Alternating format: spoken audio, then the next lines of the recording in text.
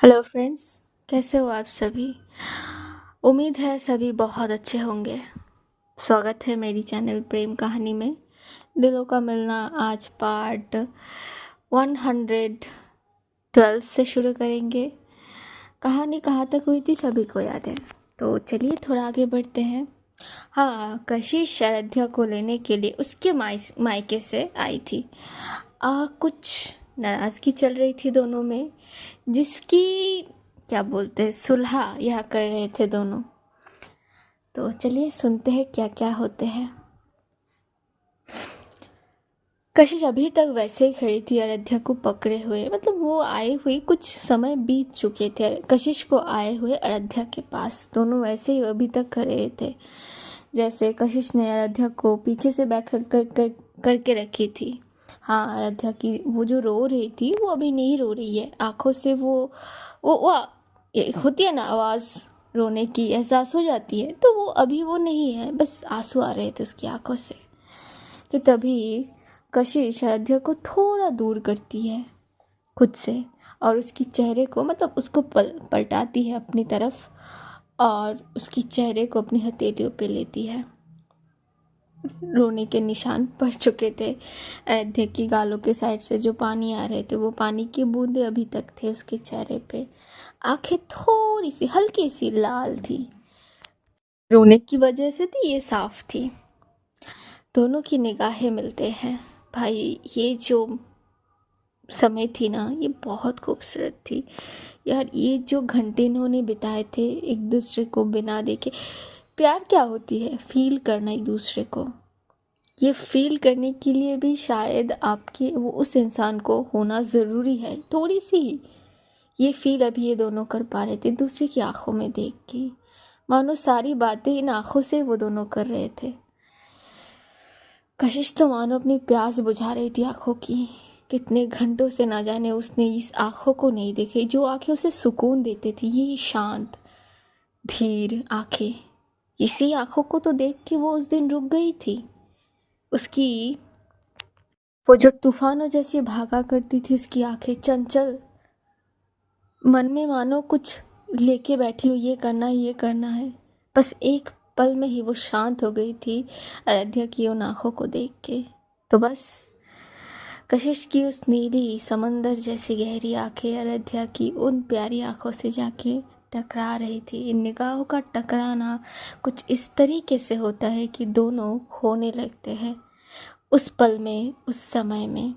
पता नहीं कब तक ऐसे ही दोनों एक दूसरे की आंखों में देखे थे, ये घंटों का हिसाब किताब नहीं पता है, लेकिन मानो जान में जान आई है अब दोनों की। दोनों सांसें ले रहे थे प्रॉपरली, ये कह सके।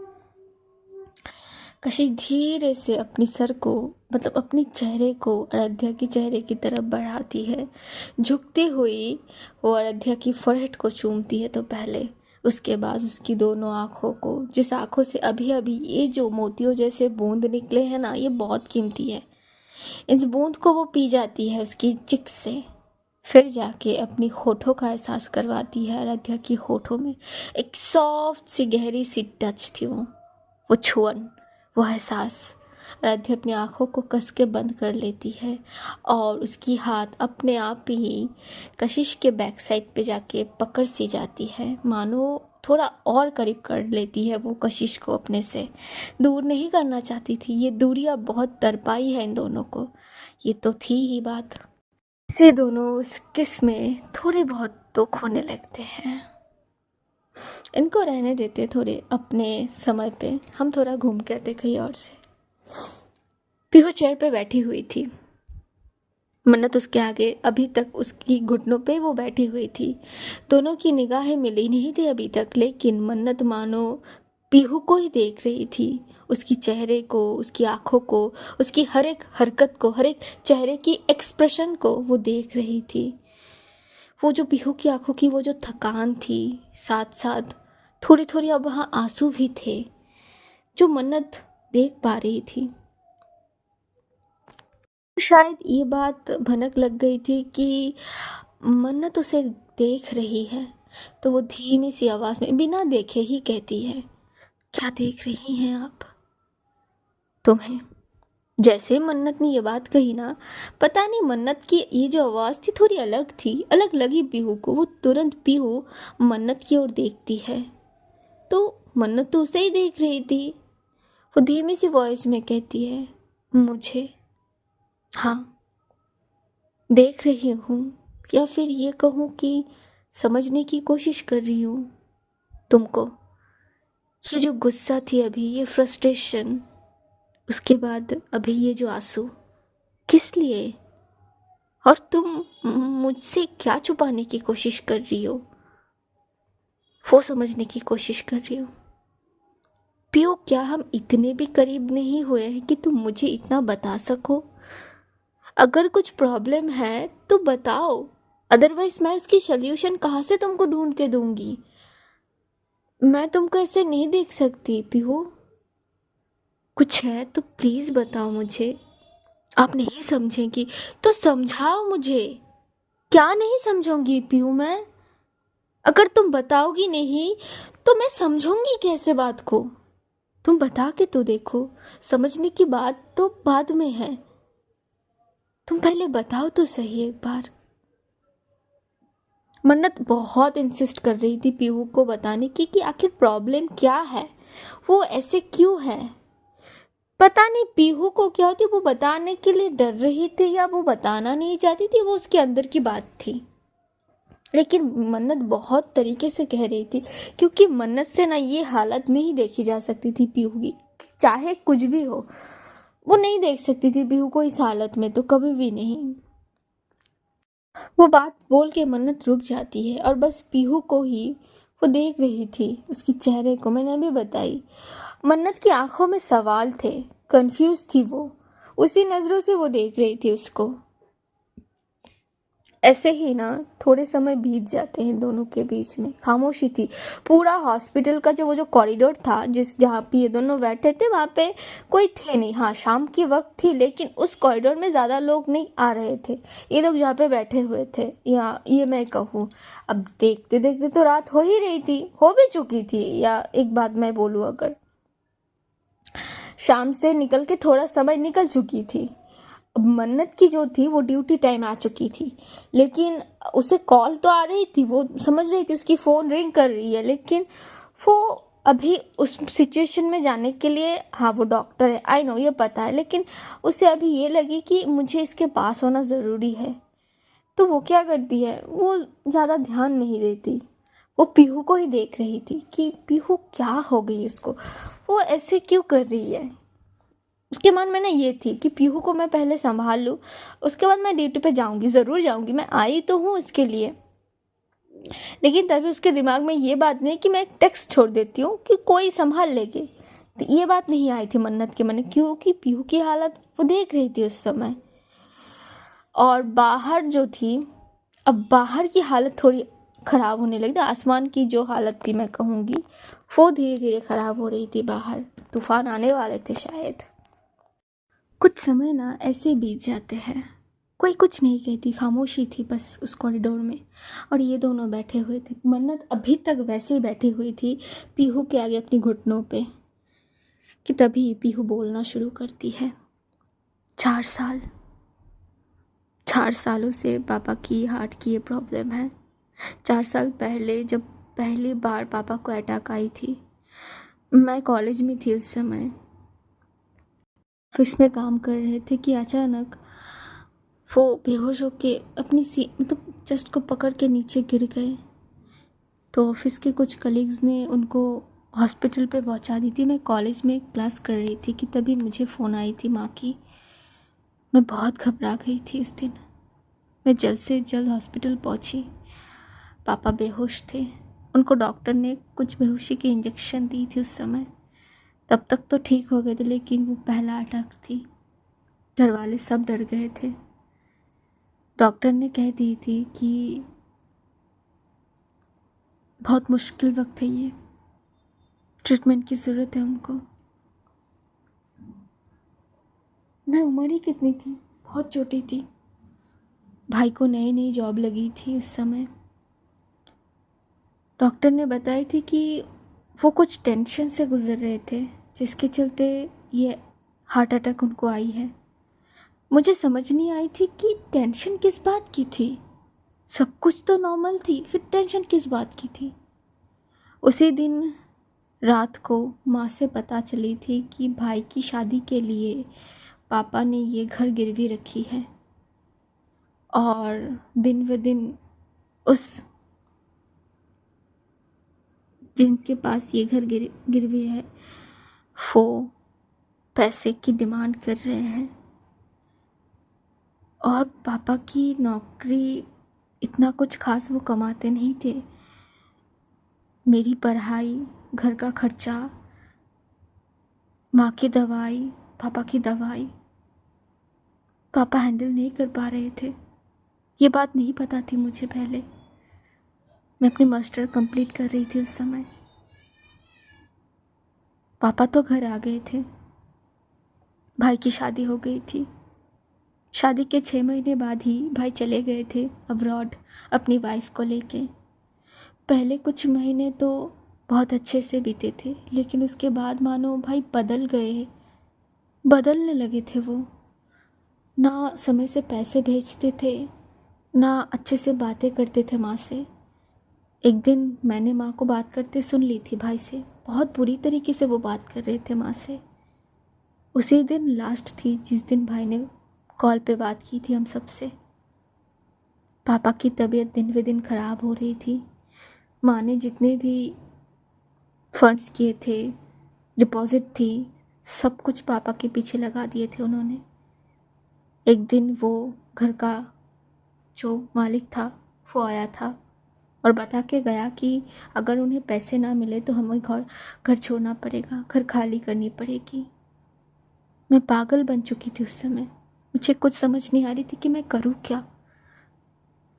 इधर मेरी मास्टर की एग्ज़ाम थी सामने, मुझे वो एग्ज़ाम देनी थी, पर इधर पापा की हालत, ऊपर से इतना सारा खर्चा, भाई भी नहीं पैसे भेज रहे थे।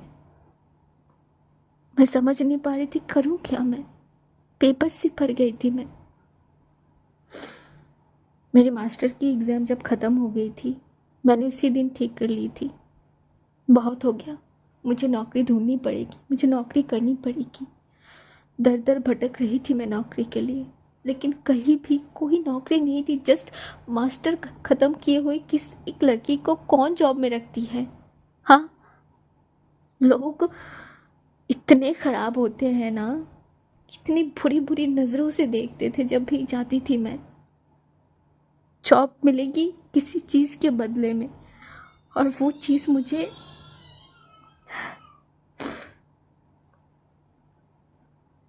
मैंने हार नहीं मानी थी मन्नत। मैं हार नहीं मानी थी। मैं लगी रही जॉब के लिए। इस बीच मैंने कहीं ट्यूशन ही करना स्टार्ट की थी, बच्चों को पढ़ाती थी। उसी से घर की गुजारा चल रही थी कि एक दिन वो घर का मालिक फिर से आ गया और ये बता के गया कल सुबह अगर हम घर खाली नहीं करें तो वो अपनी आदमियों को भेज के हमें यहाँ से निकालवा देंगे। मेरे दिमाग में कुछ नहीं आ रही थी, मैं करूँ क्या, कहाँ जाऊँ माँ पापा को लेके। हमने उसी रात सब कुछ सामान समेट ली और एक किराए के घर पे आ गए थे। बहुत कम रेंट की किराया की घर थी, जितने मेरे पास पैसे थे उसमें से किराया दूँ, पापा की दवाई की दी। मुझे समझ नहीं आई थी मैं करूँ क्या। फिर एक दिन कशिश मैम से मुलाकात हुई मेरी। उन्होंने इंटरव्यू ली थी मेरी, पता नहीं कैसे, लेकिन उन्होंने मुझे अपनी जॉब पे रख ली, उनकी पर्सनल असिस्टेंट के तौर पे। उसी दिन से मेरी समय शुरू हुई। आज जिस घर पे हम रहते थे वो तो बहुत बाद में ली थी मैंने,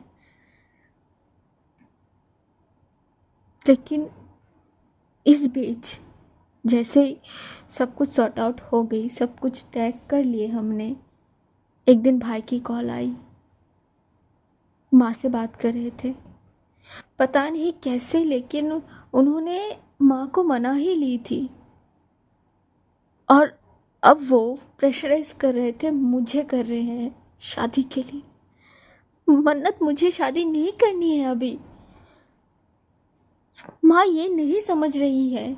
मैं कितनी दफ़ा बता चुकी हूँ कि अभी अगर मैं शादी करके चली जाऊंगी, आप दोनों को कौन देखेगी? आपकी बेटा, वो बेटा देखेगा जो शादी के कुछ महीने में ही वो बदल गया। वो देखेगा आप लोगों को। इसी भरोसे पे मैं उनको समझा समझा के थक गई हूँ।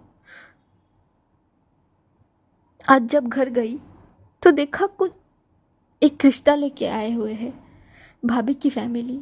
मुझे गुस्सा आई, मैं चीख दी माँ पे कि तभी पापा की अटैक। जल्द से जल्द मैं पापा को यहाँ पे ले आई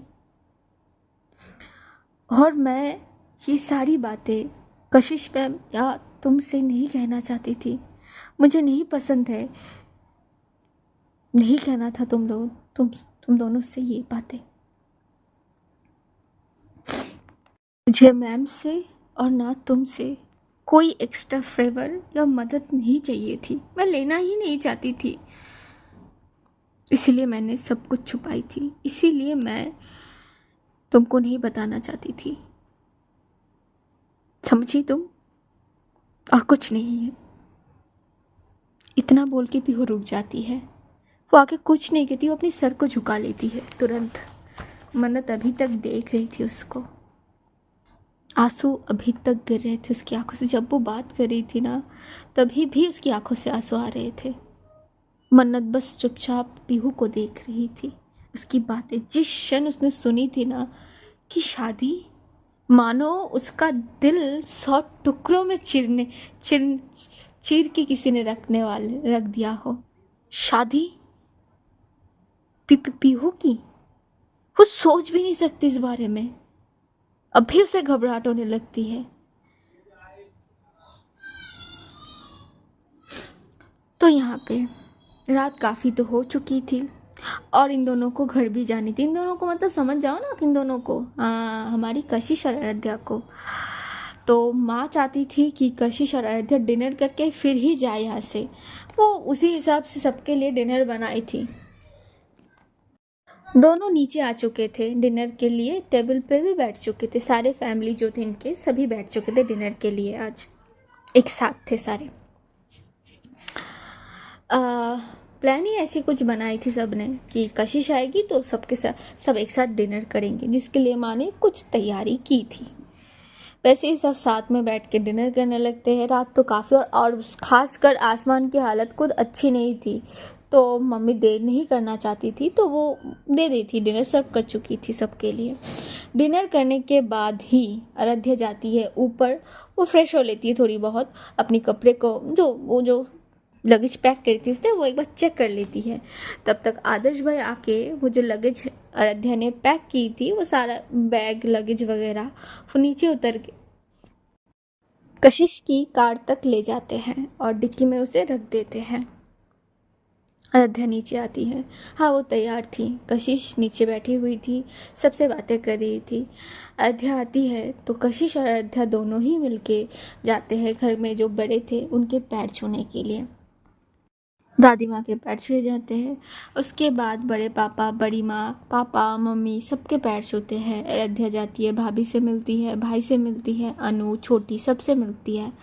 थोड़ी बहुत इमोशनल वो अभी भी थी, क्या कर सकते, ये रीत ही ऐसी होती है यार। तो इमोशनल थोड़ी बहुत तो हो ही चुकी थी। माँ ने कशिश के हाथों में कुछ गिफ्ट्स, कुछ मिठाई और कुछ चीज़ें दी थी मन्नत, नानी माँ और कशिश के घर पे जो है उनके लिए। कशिश ने मना तो की थी, लेकिन माँ की मन थी तो उन्होंने दे दी थी। उन सारी चीज़ों को भी आदर्श भाई जो थे वो कशिश की कार में रखवा चुके थे। तभी कशिश आके माँ के पास बोलती है, तो माँ चलते हैं अभी। हाँ बेटा, आ जाया कीजिएगा, बहुत याद आती है आप दोनों की। जी माँ, जब भी मन करे आप लोग भी आ जाइएगा, यही तो है पास में। ठीक है, ठीक है बेटा, चलिए फिर जल्दी से चलिए। बाहर की हालत तो अच्छी तो लग नहीं रही है, बस बारिश से पहले आप लोग घर पहुंच जाओ, यही बात करनी, यही अच्छी रहेगी। जी आराध्या, चलिए। उसके बाद ये दोनों बाहर आ जाते हैं, कार पे बैठ जाते हैं, बाय बोल देते हैं सबको। फिर कशिश की कार वहाँ से निकल पड़ती है रास्ते पे। सच में बाहर की हालत धीरे धीरे अब ख़राब हो रही थी। बिजली तो कड़क ही रही थी, हवा भी चलना शुरू हो चुके थे। रास्ते पे ज़्यादा लोग नहीं थे, वो 2-4 लोग ही थे। हाँ, जो कारें आ रही थी वो ज़ोर ज़ोर से करके जा रही थी। देख के पता ही लग रही थी कि सबको जल्दी है घर पहुंचने के लिए। अब रात के समय है, और सबसे बड़ी बात, ये बारिश का मौसम सबको तो पसंद नहीं आती ना। सबका ये सब काम से लौट रहे थे, तो कुछ घर जा रहे थे, तो कुछ कहीं और जा रहे थे। तो जल्दबाजी सबको लगी हुई थी, सड़क पे देख के ही पता लग रहे थे। वैसे ही कशिश कार को आगे बढ़ा देती है। फिर कशिश कह पड़ती है, बस किसी भी तरह से घर पहुंच जाए हम, उससे पहले ये बारिश ना हो। क्यों? अरे क्यों का क्या होता है? बारिश से ड्राइव मुझे बारिश में ड्राइव नहीं करनी है, खासकर जब तुम पास में हो, तुम साथ में रहती हो। मुझे बिल्कुल भी पसंद नहीं है। मुझे कोई रिस्क लेनी ही नहीं है। हाँ, पर ये तो पहली बार नहीं है जब हम बारिश पे यूँ। हाँ, क्या? अब वो कुछ नहीं, बस यही कह रहे थे कि ये पहली बार तो नहीं है ना। इतना बोल के ना अरे खुद ही रुक जाती। वो समझ नहीं पाई थी, फ्लो में उसने तो कह दी कि वो क्या कह रही है। वो जो बारिश का दिन था, जिस दिन वो दोनों, you know what, you know ना मैं कौन सी दिन की बात कर रही हूँ? उसी दिन की बात कर रही हूँ मैं। तो कशिश ना थोड़ा मुस्कुरा देती है, क्योंकि ये आराध्या ने जो अभी बात कही उसे भी याद आ गई थी उस दिन की, कि हाँ ऐसी तो बारिश हो रही थी, ये दोनों कार पे थे, जोर से बारिश आ गई थी इस गांव पे। फिर एक जगह पे रुके थे, उसके बाद बहुत कुछ हुई थी, वो तो हिस्ट्री थी। अब देखते हैं। तो कशिश थोड़ा मुस्कुरा पड़ती है। अयोध्या बात को कहकर दूसरी तरफ मुंह तो कर चुकी थी, लेकिन जिस क्षण उसने कशिश की तरफ पलट के देखी थी तो कशिश मुस्कुराती हुई उसे ही देख रही थी। अब इस चीज़ से अयोध्या को भाई साहब बहुत शर्म आती है। वो दूसरी तरफ जल्द अपनी मुंह कर देती है, मतलब खिड़की के विंडो के बाहर अपनी मुंह कर देती है और कह पड़ती कि क्या हुआ, आप हंस क्यों रही हैं? अरे मैं हंस रही हूँ तो क्या हो गई तुमको? नहीं, अब हंस नहीं सकती। क्यों भाई, क्यों नहीं हंस सकती मैं? मेरी मर्जी। नहीं, आप नहीं हंस सकती हैं। अरे क्यों? अब कुछ नहीं, बस चुपचाप कार चलाइए। हाँ तो चला तो रही हूँ, पर तुमने अभी कुछ नहीं कही हमने अभी, बस चुपचाप आप घर चलिए। ये अच्छी बात है, तुम कहो तो कुछ नहीं, अगर मैं जुबान तक खोलूँ तब तुम सीधा ब्रिगेडियर की रूप ले लेती हो। ये बढ़िया बात है तुम्हारी आराध्या। हाँ यही है। तो यही बात हो रही थी कार में, मानो एक खुशनुमा मिजाज हो गई थी दोनों की। कशिश की तो हो ही गई थी, उसे छेड़ने में जो मज़ा आती है आराध्या को, वो मज़ा उसे कहीं और नहीं आती, ये तो सच्चाई थी। और कशिश की छेड़ने पे आराध्या छिड़ती भी तो थी। मतलब क्या बढ़िया थी ये संजोग। तो उधर हॉस्पिटल में मन्नत कह पड़ती है, उसे जब वो रुकी नहीं जाती, वो सह नहीं पाती, वो कह देती है कि पर क्यों? तुम हमसे कोई भी मदद क्यों नहीं लेना चाहती थी? हाँ, बस नहीं लेना है मदद। हम खुद जितना कमाते हैं उससे जितने हमसे हो पाएगा हम उतने में पापा की सारी ट्रीटमेंट करेंगे। किसी की मदद हमें नहीं चाहिए। वैसे ही लोग 4 बातें बनाते फिरते हैं। जब से हम कशिश मैम की ऑफिस में ज्वाइन किए थे, पता नहीं कैसे जॉब मिली हमको। बहुत से बातें सुने हैं मन्नत, फिर जाके आज इस जगह पे खड़े हैं। खुद को स्ट्रॉन्ग रखते रखते हम थक गए हैं, खुद को स्ट्रॉन्ग दिखाते दिखाते हम थक गए हैं मन्नत। बहुत कोशिश करते हैं खुद को स्ट्रॉन्ग दिखाने की, लेकिन हम उतने ही बिखरे हुए हैं अंदर से। ये बात कोई क्यों नहीं समझते हैं? आखिर हम भी तो इंसान हैं, हम में भी फीलिंग्स है, हमें भी जज्बात है। माँ क्यों नहीं समझती? मन्नत, अगर आपको या कशिश मम को कहीं से भी पता चलती इस बात की, आप दोनों ऑफ कोर्स हमारी मदद करते और यही हम नहीं चाहते थे। खासकर जब से आप हमें घर छोड़ने आई हैं, तब से माँ की तानों से हम रह नहीं पाते हैं मन्नत। बहुत बातें होती है सोसाइटी में आपके आने पे, कशिश मैम के आने पे, पता नहीं कैसी कैसी बातें करते हैं सब। ये सारी बातें नहीं पसंद हमें, नहीं अच्छे लगते हैं हमें। इस करके जब तुम्हें पता चलती कि पापा इसी हॉस्पिटल में है, तुम कुछ ना कुछ ज़रूर करती उनके लिए, और यही नहीं चाहती हूँ मैं। वो रुकती है, वो रो रही थी उस समय। कैसे और कितना संभालेगी वो खुद को, अकेले अपने परिवार को संभलती आ रही है। उसके बाद यार एक होती है यार अपनी सेल्फ रिस्पेक्ट वाली बात, ये पीहू में बहुत अच्छे से थी। वो मदद नहीं लेना है उसको, वो क्यों लेगी? वो जितना करती है उतने में वो अपनी फैमिली की गुजारा करेगी, ये थी उसके। अगर इसके बावजूद भी उसे कोई चार बातें सुनाए तो कैसे यार एक लड़की अपने मतलब एक सेल्फ रिस्पेक्ट के साथ जीती है। उसे अगर उसी पे कोई वार करे तो भाई ये सहन नहीं होती। कैसे सहन हो भाई? अपने सर को नीचे झुका लेती है, घुटनों तक ले आती है और अपनी हथेलियों से अपनी चेहरे को छुपा लेती है। रो रही थी वो। मन्नत से पीहू की हालत बर्दाश्त ही नहीं होती। वो रोने का आवाज़, वो सिसकने की आवाज़, उसकी वो आंसू। यार हम जिससे मोहब्बत करते हो ना, अगर वो इंसान अम्मा आपके सामने इस तरह से टूटे तो चाहे आप उसे बताओ ना बताओ कि मैं तुमसे प्यार करती हूँ, डजेंट मैटर, ये कोई मैटर नहीं करती है। मैटर करती है वो इंसान, वो शख्स कि तो ये मेरी मोहब्बत है और ये मेरे सामने ऐसे टूटेगी, ये सहन नहीं होती है, किसी से भी नहीं होगी, मन्नत से भी नहीं हो पाती है। भाई साहब उसके दिल में उस समय जो दर्द उठती है ना भाई, वो सीधा क्या करती है, पहले तो वो खड़ी होती है, उठ के वो पीहू के साइड पे बैठती है और उसकी शोल्डर को पकड़ के अपनी तरफ मोड़ के सीधा अपने सीने से लगा लेती है कि तुम यहाँ रहो, यहाँ रह के तुमको जितना रोना है तुम उतना रो, पर यहाँ रहो, तुम मेरे पास रहो। वो कस के पीहू को अपने सीने से लगा लेती है। तो पीहू भी कहीं ना कहीं उसे अभी एक सेफ जोन, एक कंफर्ट जोन की बहुत ज़रूरत थी, जिसकी शोल्डर पे वो सर रख के ये तसल्ली से रो सके कि कोई तो है मेरे लिए। तो पीहू को वो कंफर्ट जोन मन्नत में मिल रही थी उस समय। तो पीहू भी ना मन्नत की मतलब वो आगोश में चली जाती है, उसकी पूरे बाहों में वो सिमट के वही बैठी रहती है। उसकी आंखों से लगातार एक के बाद एक आंसू गिर रहे थे। पूरा कॉरिडोर बहुत सन्नाटा था, बस आवाज़ तो थी, तो बस पीहू की सिसकने की आवाज़ थी और कुछ नहीं। जो लाइट्स थी वो धीमी हो चुकी थी। मन्नत बहुत प्यार से पीहू की सर को सहला रही थी और बस ये दिलासा दे रही थी कि डोंट वरी, मैं हूँ तुम्हारे पास, तुम चाहे जितना रोना है उतना रो लो, पर मैं हूँ तुम्हारे पास, मैं कहीं नहीं जाऊँगी तुमको छोड़ के।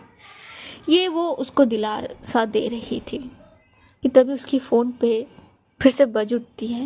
वो फ़ोन को उठाती है पॉकेट से, साइड की पॉकेट से, देखती है वहाँ पे उसकी दिन की कॉल आ रही थी। तो वो एक टेक्स्ट छोड़ देती है कि सर मैं 2 घंटे बाद ज्वाइन करूँगी, मुझे कुछ प्रॉब्लम हो गई है, मेरी अपने को ज़रूरत है मेरी, तो मैं 2 घंटे बाद आ जाऊँ।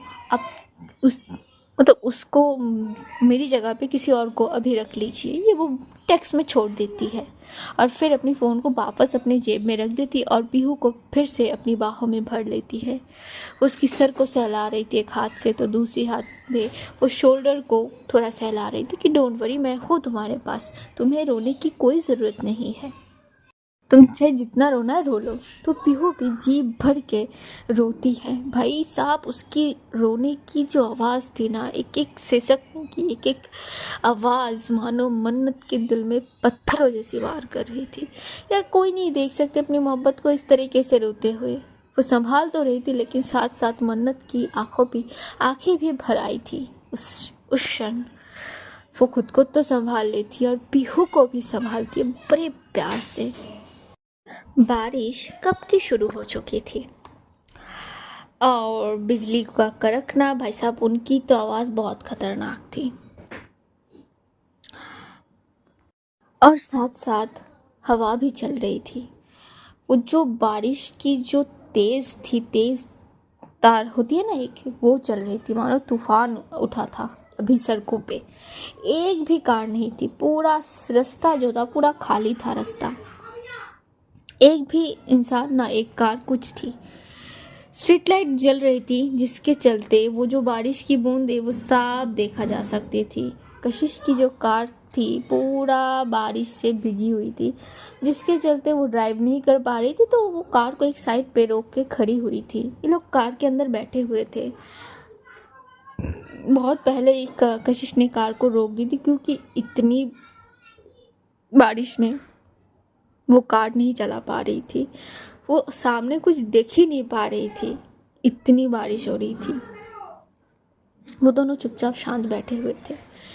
तो आराध्या वही वो विंडो खोल के अपने हाथ को बाहर फैला के वो बारिश को छूने की कोशिश कर रही थी। उनकी पानी से वो खेल रही थी। हाँ, पहली बार कशिश ने रोकी थी कि डोंट, ये मत करो, तुमको ठंड लग जाएगी, लेकिन आराध्या कहाँ सुनती है कशिश की बात। वो तो हाथ बाहर करके वो बारिश की पानियों से खेल रही थी, भीग रही थी, उन पानियों को इकट्ठा करके फिर उछाल के फेंक रही थी। ये सारी चीज़ें वो कर रही थी वहाँ पे कार पे बैठे बैठे। और इधर कशिश मैडम हमारी वो जी भर के देख रही थी उस खूबसूरत मंजर को, उस नज़ारे को। वो जो एक अलग सुकून थी इस चीज़ में भी। कई कई बार तो बिजलियों का कड़कना, तो आराध्या भी डर रही थी। वो समझ रही थी कशिश, ज़्यादा वो कुछ और नहीं कही थी। वो बस अभी बस कशिश बस बैठ के आराध्या को देख रही थी। कार पे एक गाना भी बज रही थी धीमी सी आवाज़ में। भी अयोध्या मुड़ के कशिश को कुछ कहेगी, वो देखती है तो कशिश उसे ही देख रही है। अरे ये क्या हो गई? थोड़ी सी शर्मा सी जाती है। क्यों? क्योंकि कशिश के देखने का तरीका भाई साहब ये थोड़ा अलग थी। अभी ये नॉर्मल तो नहीं थी। अयोध्या समझ रही थी, उसे शर्म आती है भाई। उसके गाल लाल हो चुके थे। वो अपने सर को झुका लेती है और वैसी बैठी रहती है। कुछ ही पल में वो क्या करती है, कार के दरवाजे को खोल के वो कार से उतर जाती है और कार के बाहर निकल जाती है। कशिश तभी रोकती, ए रुको। लेकिन कौन सुने किसकी बात। तब तक आराध्या बाहर जा चुकी थी और पूरी बारिश की बूंदें उसे भिगो चुकी थी। इतनी ज़ोर से बारिश हो रही थी। उसकी जो साड़ी थी, बहुत सॉफ्ट साड़ी उसने एक पहनी थी, उसकी पूरी बॉडी से मानो चिपक सी गई थी। वो जो बाल खुले हुए थे वो उसकी पूरी बैक पे फैल गए थे।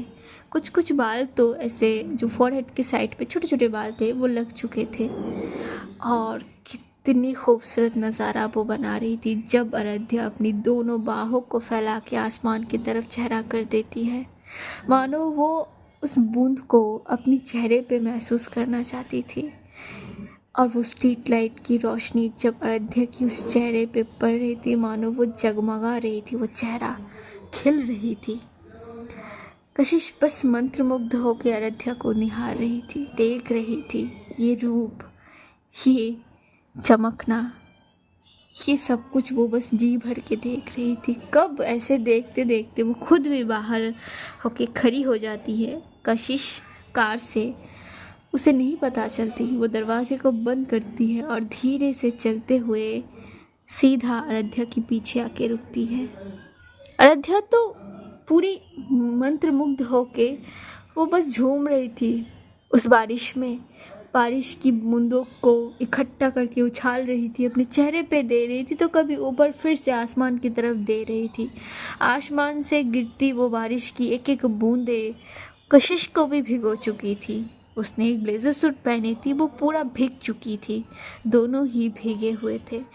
कशिश बस देख रही थी आराध्या को, उसकी उस बचपने को, उसकी उस मस्ती को, उसकी उस नादानी को, उस मासूमियत को, उसके चेहरे पे आई हुई वो जो प्यारी सी एक स्माइल थी उस समय, जो बहुत ख़ास थी, बहुत खूबसूरत थी, बहुत सुंदर थी। ये स्माइल मानो कशिश अपनी आँखों के जो क्या कहते हैं, एक प्लॉट पे वो हम लोग छपाना चाहती थी। ये हमेशा रहेगी ये स्माइल, बहुत खूबसूरत थी। एक बच्चा, अगर आप उस बच्चे को बारिश में छोड़ दो, वो जो उछल उछल के मज़े करती है ना, वही सेम टू सेम चीज़ आराध्या कर रही थी और बहुत खुश नज़र आ रही थी। यही खुशी तो चाहती है कशिश हमेशा आराध्या से, कि हमेशा वो खुश रहे, ऐसे मुस्कुराते रहे। और क्या चाहिए कशिश को आराध्या से, इतनी ही तो चीज़ें चाहिए। और वो अगर कशिश के आगे हो ये चेहरा, तो भाई साहब और किसी चीज़ की ज़रूरत नहीं है। कशिश पूरी ज़िंदगी भर ऐसे उसे देख सकती है। वैसे ही वो कार से टिक के खड़ी हो जाती और आराध्या को देख रही थी। तो आराध्या घूम रही थी, नाच रही थी, बहुत मज़े कर रही थी।